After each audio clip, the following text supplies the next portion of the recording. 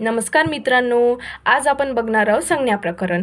संज्ञा प्रकरण हा पेपर 1चा टॉपिक आहे आणि युनिव्हर्सिटीला 5 मार्कासाठी विचारला जातो आणि त्याच्यामध्ये पण MCQ विचारला जातात. तर संज्ञाचे सूत्र काय आहे?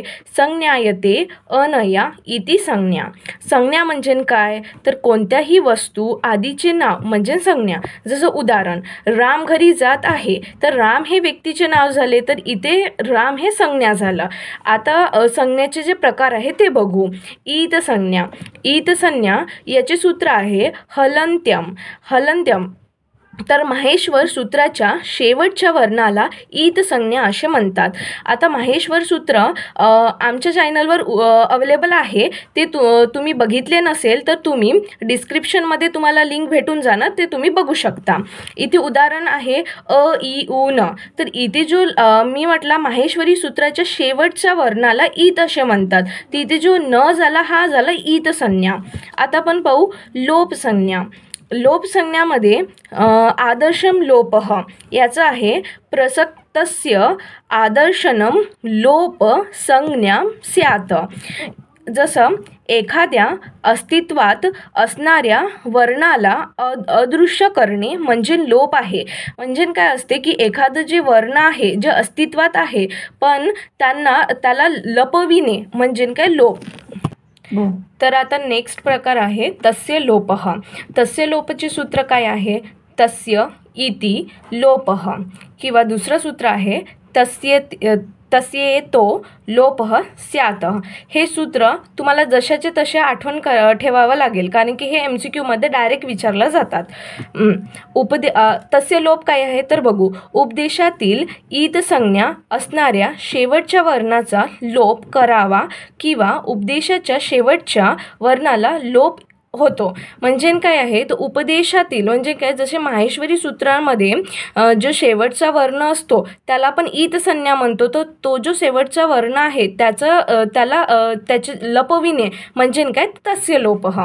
आता प्रत्याहार संज्ञा बघू. प्रत्याहार संज्ञाचे सूत्र काय आहे? आदिरंतेन सहेता. म्हणजे काय तर शेवटी असलेल्या ईत संज्ञक वर्ण व त्यापूर्वी असलेल्या कोणत्याही वर्ण मिळून एक संज्ञा तयार होते व या संज्ञाला प्रत्याहार असे म्हणतात. म्हणजे काय तर जो शेवटचा ईत संज्ञा जो झालेला आहे वर्ण तो आणि त्याच्यापूर्वीचे जे पण वर्ण असतात ते मिळून एक प्रत्याहार तयार करतो. जसे अ आणि न हे दोन मिळून एक प्रत्याहार तयार झालेला अन प्रत्याहार.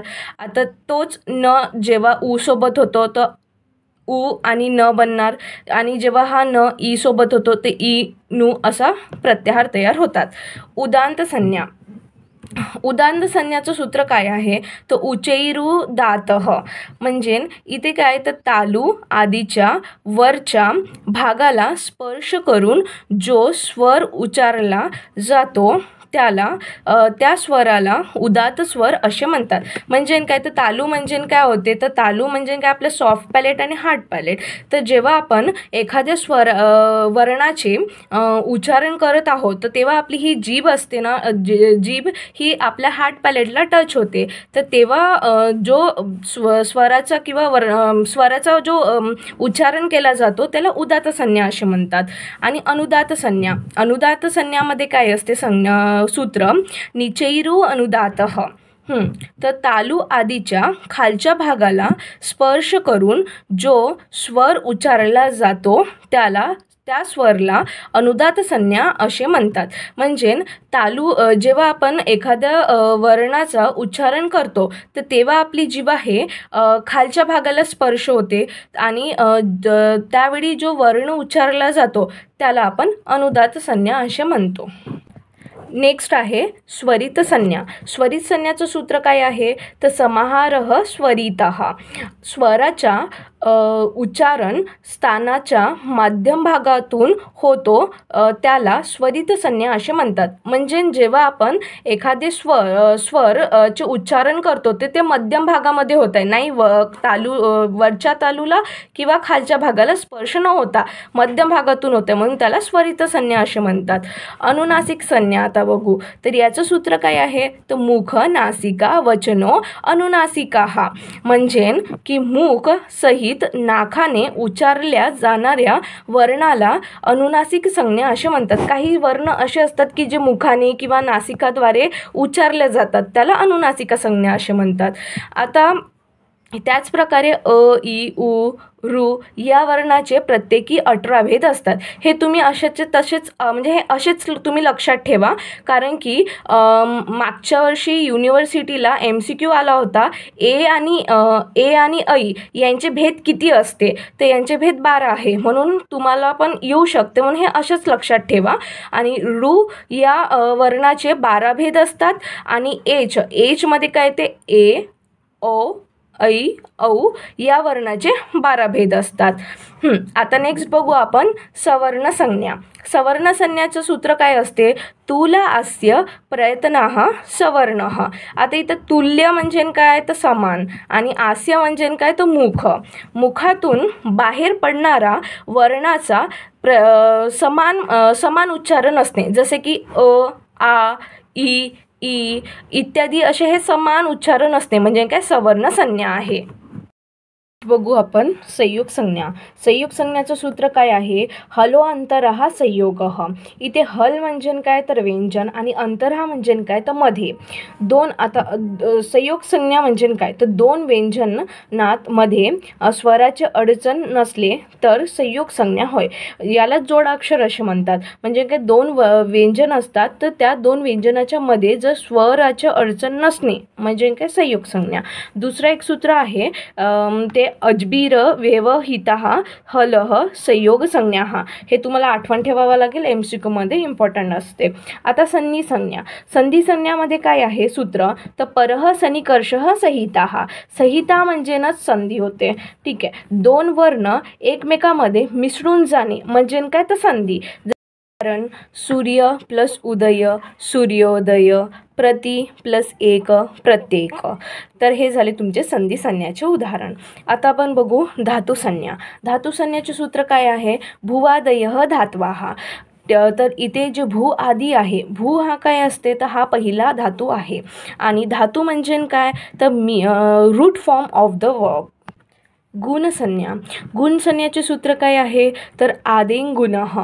आता इथे कन्फ्युजन होऊ शकते. गुणसंधीचं पण आहे आदगुणः. गुणसंधीचं अलगसे आठवण ठेवा. आदगुणः MCQ साठी इम्पॉर्टंट आहे. आणि गुणसंज्ञाचं सूत्र आहे आदेंग गुणः, हे सुद्धा MCQ साठी इम्पॉर्टंट आहे. गुणसंज्ञामध्ये काय होते, ए किंवा ओ होणे म्हणजे काय, तर गुणसंज्ञा होय. जसे उदाहरण आहे गण प्लस ईश, तर गणेशः. आता दुसरं बघू आपण रुधिरेदीची संज्ञा. रुधी रेची संज्ञाचं काय सूत्र आहे, तर रुधी रादैच हे सूत्र आहे. पण जेव्हा तुम्ही रुद्धी संधी बघता, तर रुद्धी संधीचं सूत्र असते रुद्धी रेची. हे MCQ साठी इम्पॉर्टंट आहे. आता रुद्धी रेची संज्ञामध्ये एच होणे त्याला वृद्धी म्हणतात. जसे की ए किंवा ओ होणे याला वृद्धी संज्ञा म्हणतात. जसे उदाहरण आहे तदा प्लस एव तदेव. आणि तुम्हाला जर संधी बघितलं नसेल, संधीचे कन्सेप्ट क्लिअर करायचे असेल, तर ते आमच्या चॅनलवर सुद्धा उपलब्ध आहे, तुम्ही तिथून बघू. नेक्स्ट निपात संज्ञा. निपात संज्ञाचे सूत्र काय आहे, चादय सत्वे. तर याचा अर्थ काय असते, की ज्याचे काही अर्थ मिनिंग नसते त्यांना आपण निपात असे म्हणतो. जसे किल, खल्लू, अपी, च इत्यादी. जसं खल्लूचं जर म्हटलं, खल्लू म्हणजे काय, शोर होते. जर मी फक्त खल्लू म्हटलं तर त्याचा काही अर्थच नाही निघत. परंतु जर मी रामः खल्लू वीरः असं म्हटलं, तर आपल्याला जो खल्लू हा वर्ड आहे, हा राम हा खरंच वीर आहे असं अर्थ करून देतो. पण खल्लू जर नुसतं म्हटलं तर याचा काही अर्थ नाही निघत, हा निपात झाला. नेक्स्ट बघूया पदसंज्ञा. पदसंज्ञाचं सूत्र काय असते, सुप्तिंक्त पदम. तर इथे दोन प्रत्यय असते, जसे सुब आणि तेंग. तर जेव्हा शब्दरूप हा सुब प्रत्ययासोबत असतो तेव्हा आपण सुबंत म्हणतो, आणि धातुरूप किंवा तिगंत प्रत्ययासोबत असतो तर त्याला तिगंत असे म्हणतात. आणि जो तिगंत आहे हा क्रियापद आहे, व फॉर्ममध्ये असतो.